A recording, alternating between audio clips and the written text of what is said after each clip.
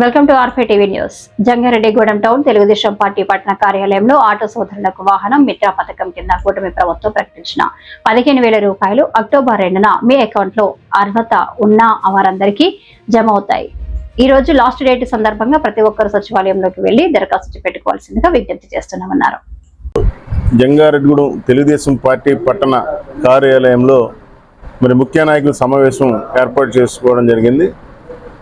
ముఖ్యంగా ఆటో సోదరులకి వాహన మిత్ర పథకం కింద 15,000 రూపాయలు గౌరవ ముఖ్యమంత్రి నారా చంద్రబాబు నాయుడు గారు కూటమి ప్రభుత్వం అనౌన్స్ చేసింది. దానిలో భాగంగా గతంలోనే సోషల్ మీడియా కావచ్చు, లేకపోతే సచివాలయంలో కావచ్చు, మా నాయకులు చెప్పడం కావచ్చు, అందరికీ ఆటో కార్మికులు చెప్పడం జరిగింది.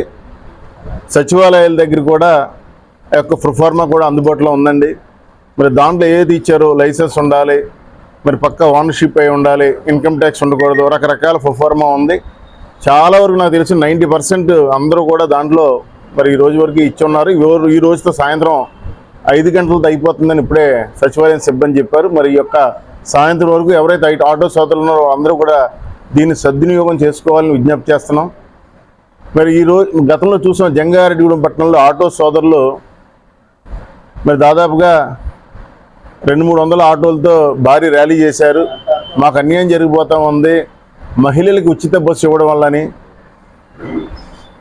ఆటో సోదరులకి ఎవరో చెప్పిన మాటలు వినొద్దండి. ఈరోజు చిన్న చిన్న వీధుల్లో ఆర్టీసీ బస్సులు తిరగవు, చాలా పల్లెటూరులో ఆటో బస్సులు తిరగవు. ఈరోజు అండి ఆర్టీసీ బస్సు ఉచిత ప్రయాణం